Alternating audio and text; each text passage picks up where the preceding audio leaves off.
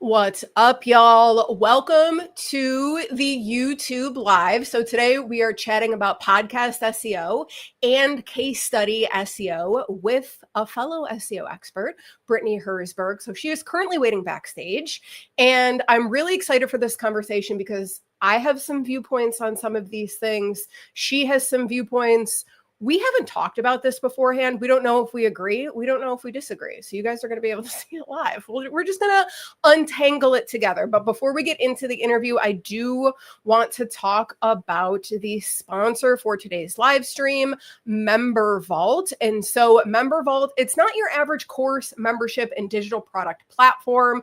It's basically, it's an incredible platform. I actually just released on my channel yesterday, at the time of this recording, I have a YouTube video about why I'm leaving Kajabi. So I've been using Kajabi for the past 5 years for all of my digital products, but recently I decided that I'm moving everything over to Member Vault. And so if you're curious on why and like what the thoughts are behind like leaving Kajabi when I've been there for so long and then moving to Member Vault, you can check out that video over on my channel. But Member Vault is incredible. You can learn more about them at membervault.co. They currently have a 14-day free trial, so you can get in there, test things around, play with it, and all of that. And so one of my favorite things about Member Vault is that they allow you to have an affiliate program regardless of the plan that you are on. So they don't try to like upsell you into like a $200 a month option in order to get an affiliate plan, in which a lot of the other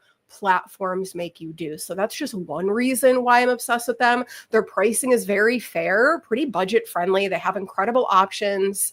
And then they have this kind of like binge and buy situation going on here. So this is an example of my Member Vault account. So you can see this is kind of like a welcome area. And then when we scroll down, I have my own little shop here.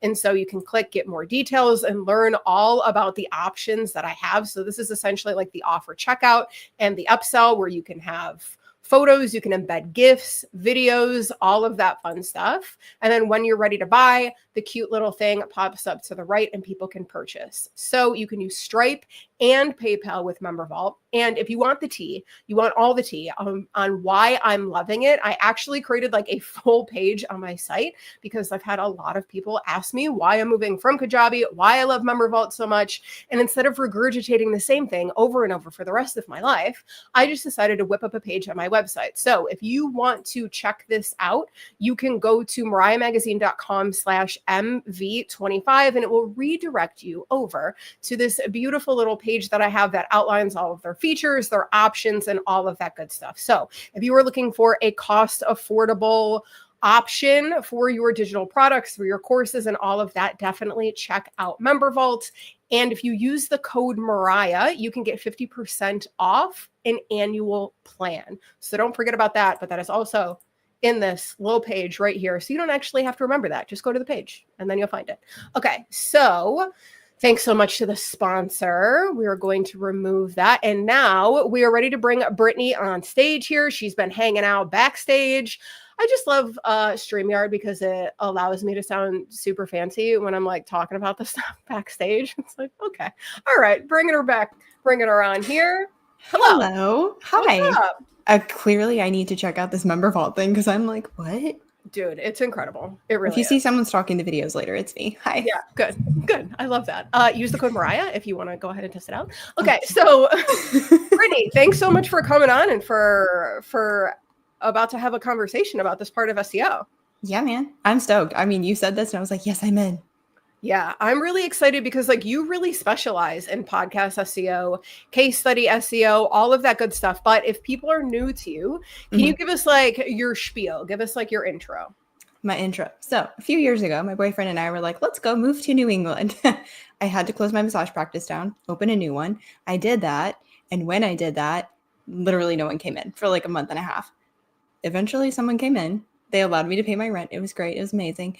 The reason they came in to find me was SEO. The only thing I changed was on my website. I added a new location, added the address, the phone number, the whole thing. That is the only reason that people were finding me. So I was like, what is this? How do I do more of this? How have I done this correctly? And then once I got into SEO, I was like, I have to tell everybody about this. So now I love, no one can get me to shut up about SEO.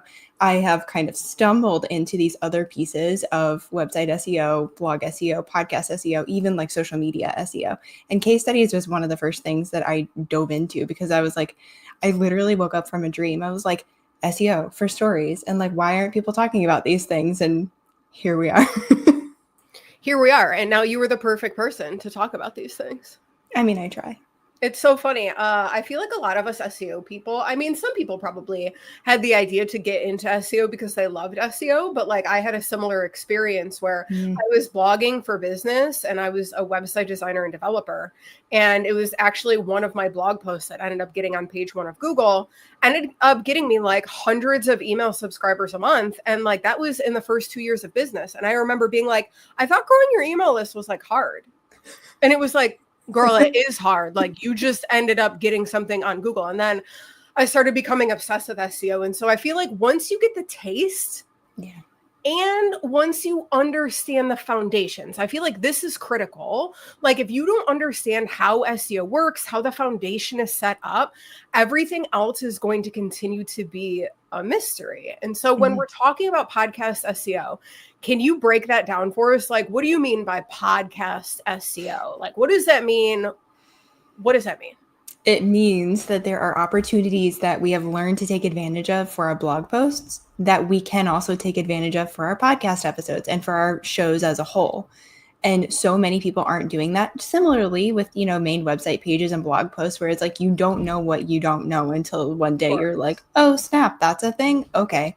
So there are certain places, just like on a website page or a blog post, that you can add in keywords and optimize your podcast episode and again, your podcast as a whole, the whole show, to be more findable. Okay. Are you talking about the podcast show notes in each of the players? Or are you talking about like the show notes on your website? Yes. Why did I know you were going to say that? Because we're like same brain over here. So yes, you want to do that in the podcast player. So I'll say Buzzsprout because I use Buzzsprout and then my website is hosted on Squarespace. So those are our two examples. On Buzzsprout, there are things I can do like adding keywords in a title, adding certain things in the description, adding even tags. People are like, tags don't do anything for podcasts. And I'm like, In the podcast player? In the podcast player. Buzzsprout actually has a section at the very bottom of the page where it says tags. So I was like, and tags? They work? Yes. And I know that because specifically I've been geeking out about my clients, right? Recently, one of them, I write show notes for her. The only thing that we did, I take that back. This is when I was optimizing for. When I was going back through and optimizing them, the only two things that I touch when I'm optimizing for someone is the title and then tags.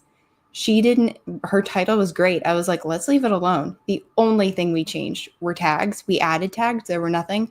40% increase in downloads in like 6 weeks. How? Okay. Yeah, I'm glad we're having this conversation. Okay. So how beefy did you have to make that episode description? Because I know some people, and like I have a podcast, Curiously Guided, and like that podcast, it's more of a passion project. So like we don't really focus on SEO for the podcast. And it's mainly because like the show notes take a shit ton of time if you want to really beef them up. So like how long are these podcast show notes that we're talking about? I should go get a word count for her, a character count. I don't have one because again, I didn't touch them, but there were a couple of paragraphs from what I remember, some bullet points about like things that were discussed in the episode and then any kind of links that were mentioned, like what? The face. I can't help myself. Okay. So this like, it isn't a regurgitation or a blog post style of content in the actual show notes itself. This is kind of just like an overview. And this is just for this example client. Yeah. So she had, and that's how I write when I write show notes. And we can always go, if you want to geek out, go check out the Basic Bee podcast. And that's how I write my show notes. But it's like a couple of paragraphs. I'm so glad I gave you that link. Yeah. There we go. Perfect. It's a couple of paragraphs. Sometimes it's like 3 bullet points or something like that. And then again, any kind of relevant links. And whenever I have a blog post ready, I'm always saying like, get the full show notes here. And it's going to the blog post that's on my website. But for this example, with this client, she had like, let's say 2 paragraphs, some bullet points of what she talked about in the episode, and then links for anything relevant. I did not touch them. I did not do anything with the show notes. All I did was add those tags. I didn't touch the title. I didn't touch the description. Okay. Just the tags. Do we think that and so here's the thing. I mainly mess around with SEO on websites. So like the blog post version of podcast show notes. I don't really dabble with like podcast player show notes. And this is why this is fascinating to me and why I have you on, right? Yeah. So do we think that like listener metrics, user engagement metrics play a role in the algorithm for like, let's say I'm searching for a podcast and I want to type in like SEO for entrepreneurs podcasts in Apple Podcasts. And so obviously we'll have different rankings show up in each player, whether you're looking at Apple Podcasts, Spotify, I don't know where else people listen. That's basically it. But like, do we think that user metrics, so like how many episodes people typically listen to and like the length that they listen to, do we think that that plays a role in the algorithm, or you haven't really played with that? No, it definitely does. So my podcast producer is Leah Bryant, and I write show notes for her. She's my business bestie, and then she's also the producer for my show. So we're always talking about data. That's one of the first things she told me to look for was follower count and then listener consumption rate. And I haven't found listener consumption rate to be very easy to access on Spotify. I know that they're changing things, but Apple, you can definitely access that. And for anyone who's listening, who's like, what the heck is a consumption rate? How much are of the episode are people actually consuming? Are they listening to the whole thing? Are they coming back and listening again? Or are they dipping out at like minute 15 or something? So you do want to definitely pay attention to that. And downloads are an interesting, fun, it's kind of like a metric like likes for Instagram, where it's more of a vanity thing. Follower count is the thing that will be more impactful for your show. So asking someone to follow the show, huge. If they rate it, great. If they review it, amazing. If they're downloading it, like that's cool. But the follower count is really where it's at. And then yes, with the consumption rate. So it's like you want to get people to like actually subscribe to your podcast. Yeah, because even just, I think it was last week or the week before, I was looking at my downloads and I had a huge spike in downloads for a week. And I was like, Leah, what do you think happened? And she's like, you got some more followers. Sure enough, I went over and checked out Apple Podcasts and Spotify Podcasts, and I could see that the follower count went up. Interesting. Okay. So yeah, this makes sense. And like, if you guys are listening to this, it's kind of like website SEO and like the foundations and like the basics of SEO play into all of these different platforms. Like this is essentially pretty similar to like how website SEO works. So it's like Google and these algorithms, AI chatbots, all of that stuff, like they are basically trying to understand what is your site about, AKA like what is your podcast about? And they want to know like, are people spending time on this? Are they clicking over from Google search results over to your website, hanging out? Are they spending some time there? Are they engaged? Are they clicking over to pages? Are they, or are they bouncing back to Google search results right away and then clicking on somebody else? And so these are kind of user experience metrics that go into the search algorithm. And so what you're saying is it's not much different. It's just kind of a beast by a different name. Bingo. And the other thing that we have working against us is that even the podcast hosts like Buzzsprout or Libsyn or whoever else is out there, they're like, oh, the tags don't do anything. Well, yes, because I just proved that wrong. I didn't touch the title. I didn't touch the description. The only thing I added were tags. So you literally can't tell me that. I'm not going to buy that baloney. All the people running the algorithms do seem to, I don't want to call them liars, but like, I mean, it seems accurate though. Do tend to fib a little bit, like especially with the Google algorithm. What was it? The reveal that we had like last year where we found out that certain things that they said didn't affect the algorithm actually do. Very interesting when you actually do some testing and experimenting. Okay, so SEO on the actual platform, like that makes sense. But what about like blog posts? Like what about bringing this traffic, bringing these users over to the website? Because the website should be, in my opinion, your everything. Like, because it's the foundation of your entire business. And it's the thing that you own. You own the domain name, you own the hosting package. Like you don't have to really mess around with other people's algorithms. You have like access to be able to change this. And so a lot of the time we hear people say in the SEO world, if you want your podcast to get found, you need to create a blog post for every single podcast episode. I have thoughts on this, but I'm curious about yours. The way that I look at it is I feel like if you're putting out content, why not share the content in as many places as possible so that you can have all these, my very not wonderful description of this, like I can't think of the word that I'm looking for, but the picture to bring this to life is that your website is a house. And you could even like change that a little bit and say your online presence is a house. And then you've got all these different windows and doors that people are invited to come into. This is the part where I lose people. Everyone is invited to come into it. And you've got these different windows and doors. So it could be a podcast episode that someone's listening to on Apple Podcasts. It could be a blog post that's over, you know, someone's finding it on Google or Bing or something. So you have all these different opportunities to optimize things, to optimize pieces of content that people are looking for and going to find. So why would you not take advantage of that? I like to think of SEO as extra credit for business owners. And the reason for that is because, again, we're sharing stuff, we're pouring our blood, sweat, tears, and time into this stuff. Why not make sure it's actually going to go out there and work for you? The other thing I want to mention is that we're talking about all of these different places, Spotify, Apple, Google, even like Instagram or something like that. Guess what they all have? They all have search bars. So if someone is able to type a thing to find answers into a search bar, those are things you can optimize, like podcast episodes, like blog posts, like all of that. So that's how I like to think of it. I do think that you need to have your podcast episodes turn into blog posts because, again, it's just smart. You have the stuff. Why not just go ahead and do it? And admittedly, I don't take a whole heck of a lot of time to create like these amazing full-blown podcast blog posts, but I do enough, and I'm publishing weekly. So that's giving me 4 blog posts that I'm publishing every month, and they're all going toward helping me and my website and my business become known for something. So I'm sure I could be doing that better, but I'm at least putting out some piece of content every week that's helping me become known for something. Oh no, you're muted.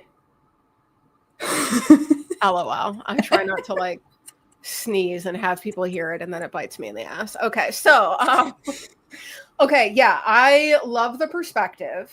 I'm gonna play devil's advocate. Okay. Just a little bit. So I guess the question why not is because I don't have time. I don't have time to create a blog post for every single podcast episode. And so I'm interested to hear your rebuttal on this, because I have clients and they'll be like, girl, that's why I started a podcast.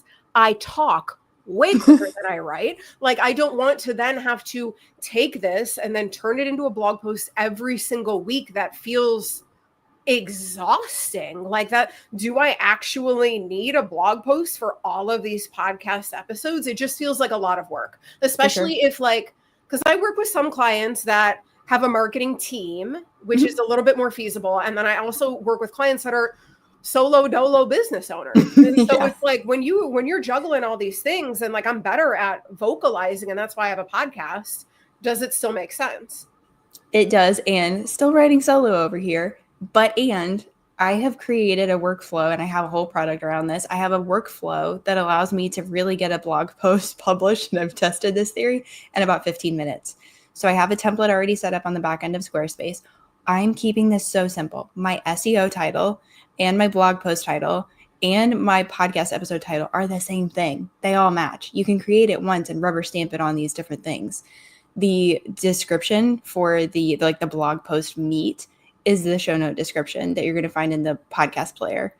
I'm bringing over the transcript. That's not the entire blog post, but I do have a section where someone could scroll through and just read the transcript. I am not taking a ton of time and optimizing that like I could. I still have all of the links. I actually now with my blog post put all of the links on the blog post, and I might put like 1 or 2 in the podcast description. So I really want to drive people to the blog post, and I want to give them a reason to come over there. But yeah, like I've been able to create this workflow where it takes me 15 minutes to put it together, because I also don't have a ton of time. And I don't know if anyone else relates to this, but I'm a manifesting generator. So I'm like efficiency and like speedy. That's my middle name. So like I totally hear you when you're like, I don't have time for that. So it's funny because I'm a generator. And if y'all don't know your human design, it's changed the way that I've run my business, truly. And so like I really like to be very methodical, and like I won't start something until I know that I can finish it. And so like juggling all these, I'm like, oh girl, I don't know. But I like what you're saying of like, have the goal. If you have just a little bit of juice, a little bit of explanation in these podcast players, and then have a link back to, in the podcast player show notes, have a link back to your website, which I listen to a ton of podcasts, and a lot of them do not have their website, their guest websites linked. And so it's like, I literally want to hang out with you and get on your email list, and y'all are making it difficult. And so I think if the goal is to consistently bring people over to our site, because your site should be set up to where people know you, like you, and trust you once they're on your site. So if that's the main goal, to get people over here into this ecosystem, then get them from the podcast player over to your website show notes. So that strategy is really smart. I really like that. The transcript. So you don't just put the transcript into the blog post and call it a day. I do put it in there. I go through and I comb through, and like names for me, I try to make sure that all the names are correct, because like that's just a thing for me, being called Brittany Herzberg. Like I'm going to check that. There are some words that I've caught in transcripts because they're not perfect, but if I don't catch it right off the bat, I'm not going through and turning them into paragraphs. I'm not necessarily being like super organized with that, because I just don't have time for that. But what I am doing is making a note. This is the unedited podcast transcript for blah, blah, blah episode or something like that. You can go check it on my blog, but that's what I'm doing. I'm putting it in there. It's at the bottom in a little scrolly box, but that's not the entirety of the blog post. Cause I know some people just put the transcript and they call it a day with that. And I can't get behind that. No. I can't. So my argument with not putting just the transcript as a blog post on your site is, if you want to get on page 1 of Google, you have to be the best solution to the problem. And my question is, since when is the transcript to anything, and only the transcript, the best solution to the problem? Never. Like, it's a bonus where it's like, oh, like I'm learning kind of about this, and then have the transcript and I can comb through, or it might entice me to listen, but like I ain't combing through a transcript. If I land on a blog post for a podcast episode and I see only like timestamp, I'm like, I'm out. Like I can't do this. But it's good to know that like you're seeing results from not turning everything into like a full-fledged blog post. Do you ever turn them into like a blog post first, kind of podcast episode second? And do you embed the audio player into that blog post? So I don't know that I've like completely worked through this yet, because, and this is maybe possibly a really good segue. I have written a lot of case studies for other people. I want to write case studies for myself now that I have like several stories where I'm like, this is good.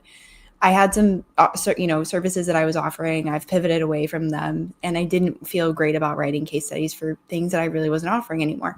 Anyway, fast forward. Yes, I want to do that. So I actually want to write the case study and then embed the audio, recording interview with these people. I want to embed that within that blog post.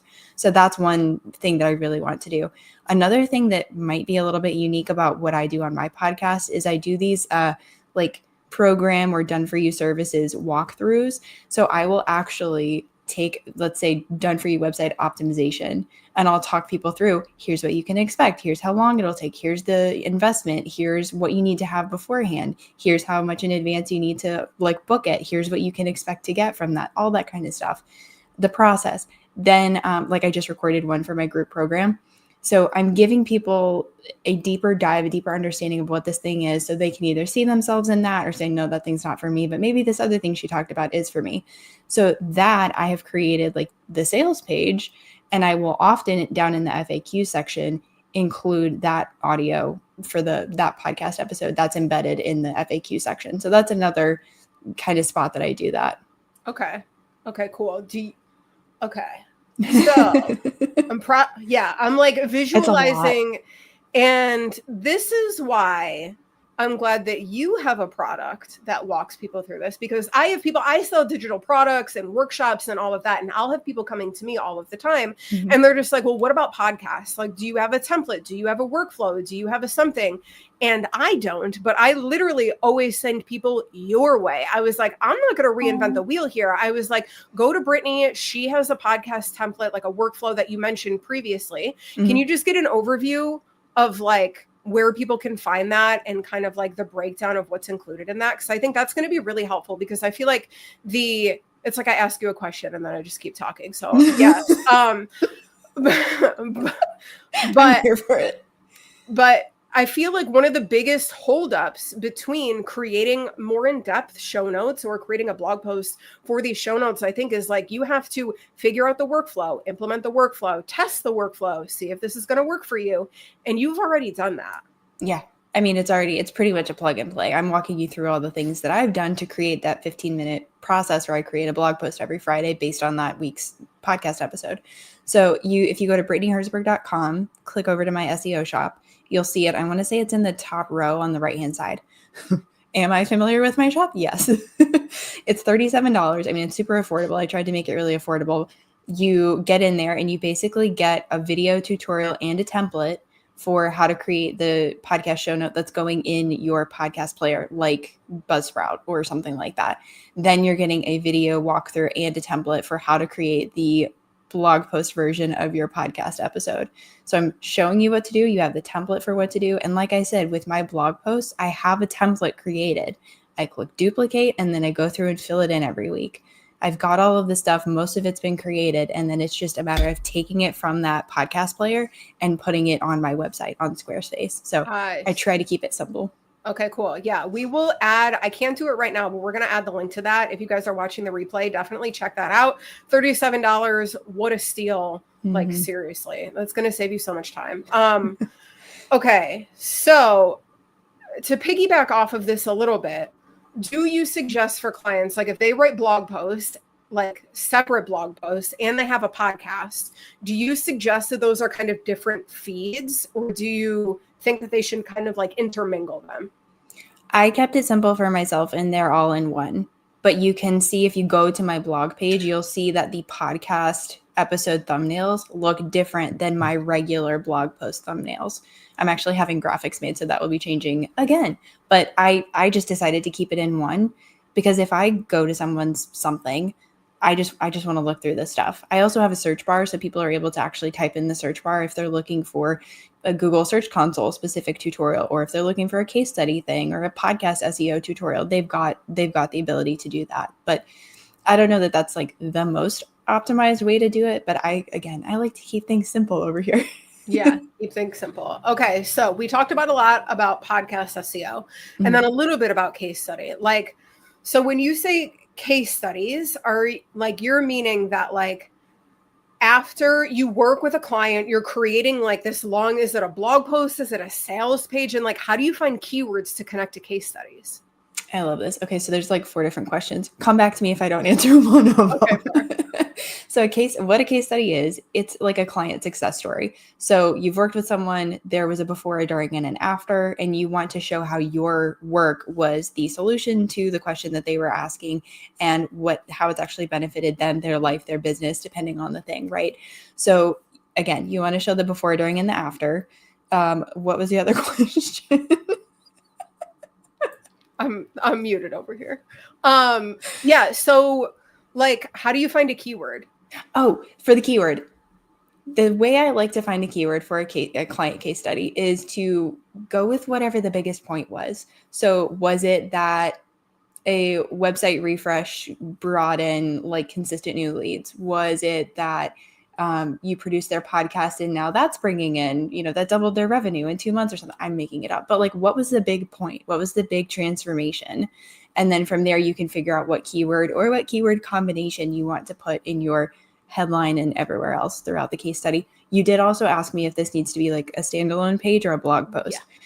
You could kind of do either. And you actually mentioned sales page. I have been playing around with that with the last few that I wrote of people using case studies as their sales page copy, which I am super intrigued by. And maybe one day I'll do that for myself because I feel like that, like it's a sales tool.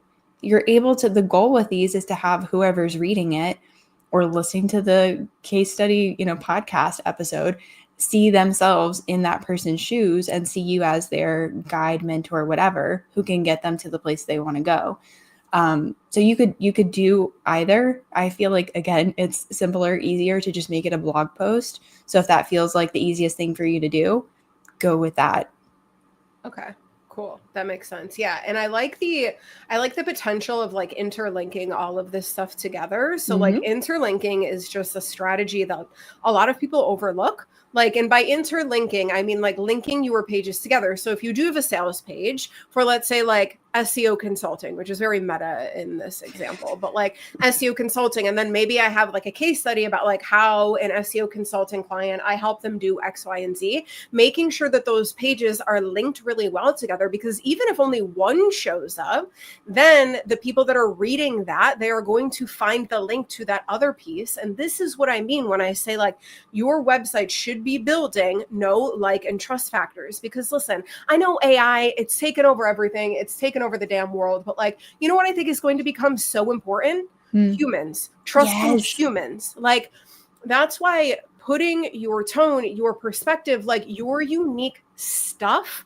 into your sales pages, into your copy. That's why I think podcasts, I know that people will be like, podcasts, is it even worth starting a podcast now? Yes, it is, because we actually give a shit about like what humans say and not like what AI says. And so I think podcasts are going to blow up. I think YouTube is going to blow up in this age of AI. And so then using that as like maybe your starting point of your long form content, and then you're essentially like trickling down from there. So I know you have a podcast, and so you're essentially trickling down from there of like, can I turn this into a blog post? Can I turn this into a case study? And so you're like a really good repurposing queen.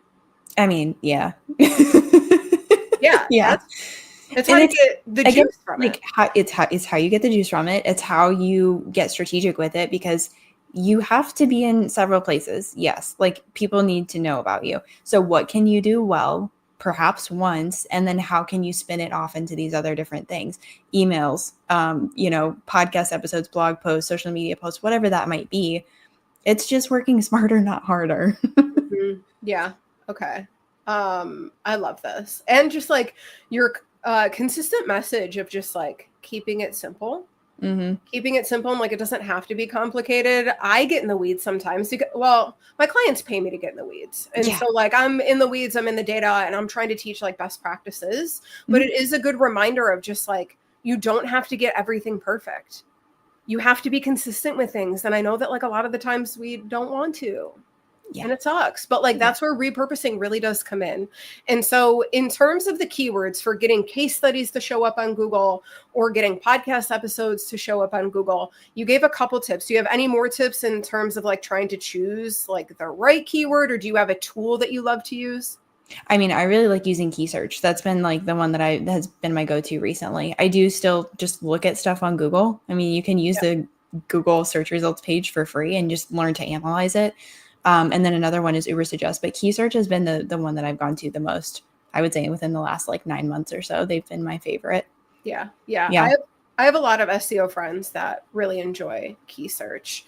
Ubersuggest is not my favorite, to be honest. The data just isn't reliable. I find that like I get more annoyed than not. And also I'm coming from like a SEMrush ride or die girl too. So I'm used to like that really in-depth nitty gritty data. And Ubersuggest to me like barely scratches the surface. But key search is really, really incredible for like filling in this gap in the market, where SEMrush, especially if you just want to do keyword research, where I will say, because people don't realize this, SEMrush has a free option.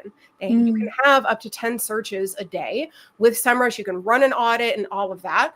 But key search is really great because they do give you a ton of data. And I have found them to be more reliable than Ubersuggest. Yeah, I really like here's the like the two things I like using. Key search, just for the amount of keywords that you can see. I also love that it just, again, keeps it really easy to understand for anyone who's newer to SEO, because I do tend to attract more people who are new to this idea, haven't played with it.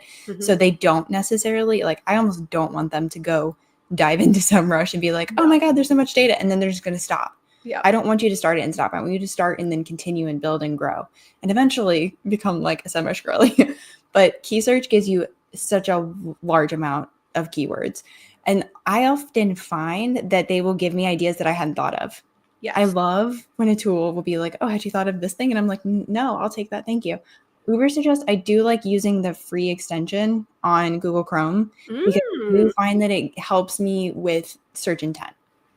So Okay, cool. that's why I like using that. It's good. It's a good tool, again, for keeping it simple and just like an intro to SEO, but key search has been my jam. Okay, cool. Cool. Yeah, I love that. And then, okay, so what about mistakes? Like, is there any mistakes if somebody's got a podcast or somebody's like, you know what?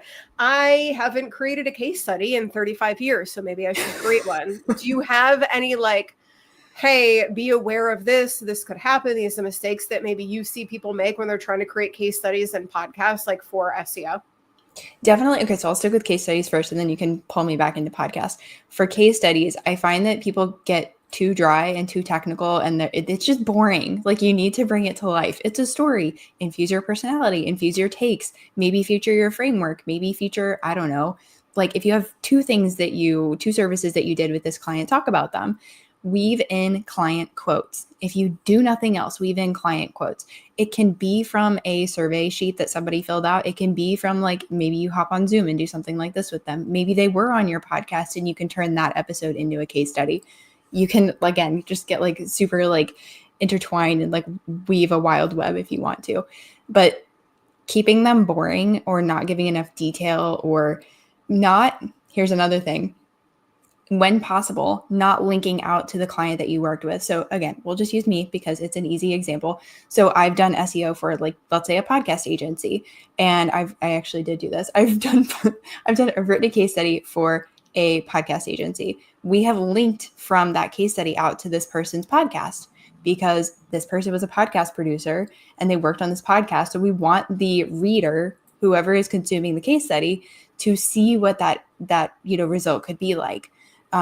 Going backwards, me doing SEO for a nonfiction editor or something like that. I want you to see how his website is doing. I want you to see that data. I want you to go explore the website. Yeah. So I'm going to include that link. I feel like people are like, I don't want to send people away from my website. No, people need to be able to touch and like really take a look at and investigate what your work is like, because we have been so screwed over by other service providers that we're like, but can I really trust you? Yes. And you need to give them a reason to. And just make sure that if you are linking to any link off of your website, please open it in a new tab, open it in a new tab, open it in a new tab. If you only take away one thing from this YouTube live, open it in a new tab if you are linking to a URL that is off of your domain name. So open it in a new tab. Open it in a new tab, baby. I am sure I have messed that up. So just, blanket apology in the future if anybody goes to my website and opens something that's not in a new tab. I'm sure I've goofed at some point. Well, it happens. There's a lot to juggle here. Okay, so what about mistakes with podcast SEO? What do you see? Frankly, just not doing it. Yep. A really good tactical example of a mistake that people make, I try to keep my titles like around 60 characters long. If you go much longer than that and you have like a 4-line title, it's too long. People need to be able to like imagine this, or maybe even go to your own podcast, open it up in like Spotify or Apple or whatever, scroll. See if you can see the entirety of those podcast episode titles. If you can't, neither can your potential listeners. And if they can't get the point quickly from your title, they're going to roll away. I think that we forget, because we're so close to our business, right? Like, we're so close to it that we often forget, like, how other people view it. So this is a reminder to like, go take a look at your website, go take a look at your blog post archive page, go take a look at your podcast, like how your podcast is showing up, go read one of your case studies if you already have these, and see how it comes off. Try to look at it from like a brand new perspective. Or if that feels awful to you, then try to take note of how you use the internet. Like, next time you're using Google, next time you're using ChatGPT search, next time you're doing any of these things, notice what you're clicking on. Before you click, notice, why are you clicking on that? What did they say that makes you curious? Or what do you wish that they had? Like, I was just at a conference 2 weeks ago and they had an app, and in the app, you could basically like see the overview of different workshops so that you could decide which workshop you wanted to go to, because there was like 4 happening at one time. And so I was so annoyed that there was only like 2 lines, and they felt like AI generated lines about each workshop. And so like, I didn't really know, like, if I'm trying to decide between this one and these other 3 and where to spend my time, I need to know. I'm a fact finder girl. Like, I got to know the facts before I can make a decision. And they didn't link to people's websites. They didn't link to their social media. So when I did choose a workshop and then I wanted to follow them, it's like me as a user, I wanted to follow them. What was this? So then I found myself, I'm searching Google, like, how do I find this person's whatever? And then I just didn't end up following anybody, which is such a missed opportunity. And so, like, I know that that's a super specific example, but like, the same happens on podcast episodes. The same happens on blog posts. The same thing happens on websites, case studies, all of that. And that's why interlinking and like knowing your people are so important. Yeah, I couldn't agree more. And I even find myself, like, just to drive the point home further, I even find myself writing a case study about someone or writing a, show notes about for a podcast. And I'm like, I want to know that person. I want to follow those people. So I'm making darn sure that those links are in the show notes, that those links are in the case study. And I've had clients who are like, I don't know that I want to link out to them. And I have to plead the case of like, I'm reading this. I'm very interested. I'm an ideal person to even be reading this thing. Yeah. I want to know who they are. And we connections are everything. You and I wouldn't have a job if we didn't believe that. Connections are everything. So provide the things that, like you're saying, that you're interested in. And maybe someone's listening or watching and they haven't thought of those things before. It matters to people. We want connections. We want to meet other humans that are like-minded or that are filling a gap that we didn't even know could be filled or that are doing cool work in the world. Yeah, I agree. And I think all of this is just a really good reminder of like, if creating a blog post specifically for SEO feels overwhelming, start with the content that you have. I'll usually tell clients that like, which podcast episodes do we turn into like a full-fledged blog post? I tell them it depends on the keyword. If we can find a banging ass keyword that we can connect to like this specific topic, or like we found a keyword through keyword research and you already have a podcast episode about that, can we turn that podcast as episode content into a blog post first, podcast episode second, meaning that the podcast episode might be embedded at the top or halfway down or at the bottom. But it's like, I usually tell clients, I'm like, y'all don't have to create a 2,000 word blog post for every single one of your podcast episodes. You don't have to do that. That is not a good use of your time. Like, use this and prioritize it accordingly. And that's why I love keywords and I love the keyword data, because the keywords and the data tell me what's worth prioritizing in these different buckets. Yeah. Another way that someone could think about it too, for let's say you have 200 podcast episodes that you've recorded and you're like, I don't even know where to begin to take these and turn them into blog posts. I like to think of it two ways. You can very easily go into your podcast player like Buzzsprout and look at your top 10 episodes. You could turn those 10 into blog posts. You could also, if you have an episode where you're like, man, I really wish more people listen to this, feature that as a blog post. If you have something that very easily ties in from a podcast episode to a service you provide, to a program, to a product, to a thing that someone can purchase from you, turn that into a blog post. Because that's another thing I feel like business owners as a whole, we miss that opportunity of creating content and then being like, here's the thing that can help you get this thing too. Like we create businesses so that we can make money and live amazing lives and help people while we're at it. So use that, make sure that you're bridging that gap between here's some information and here's something that you can pay for. Yep. I love that. I love all of this so much, but I feel like I could talk forever about this. There's so many little nuances that I want to go into, but we got to wrap it up. So this is it. Before we let people go though, Brittany, will you give everybody a heads up where to find you, where to connect with you? You got a podcast that we created a cute little banner. I know, we got a little banner, so you can go there. It's on my website as well. If you just go to BrittanyHerzberg.com, you can click on the podcast in the navigation bar. That'll get you there. I joke that I live in Instagram DMs. It's not really a joke. You can find me there like pretty much whenever. Threads is a favorite hangout. That's where Mariah and I even met. So yeah, BrittanyHerzberg.com, Brittany_Herzberg on Threads and Instagram. And the podcast is The Basic Bee.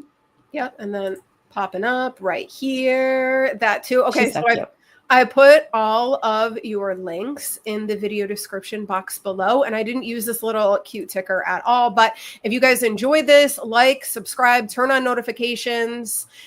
Subscribe to the YouTube channel. What are you doing? If you're not subscribed, I'm doing more YouTube lives. I got a shit ton of tutorials to help and all of that. So make sure that you're subscribed to the YouTube channel. Brittany, thank you so much for being here. Thanks for having me. Yeah, absolutely. And then one last time, a really quick shout out for the sponsor of this YouTube Live, Member Vault. If you are looking for an incredible option to host your digital products, your courses, your memberships, and all of that, definitely check out Member Vault. I'm moving all of my stuff from Kajabi over to Member Vault. You can learn more about this at mariahmagazine.com/MV25. That page goes into my entire thought process, pros, cons, their pricing, their features, everything that you got to know. And there's the code Mariah that you can use to get 50% off your first year of any plan. So make sure that you are doing that. And I think that's it.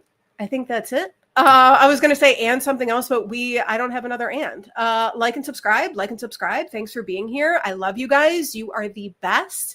And I will see you either in another YouTube video or on another YouTube Live. Thanks so much for tuning in. Bye.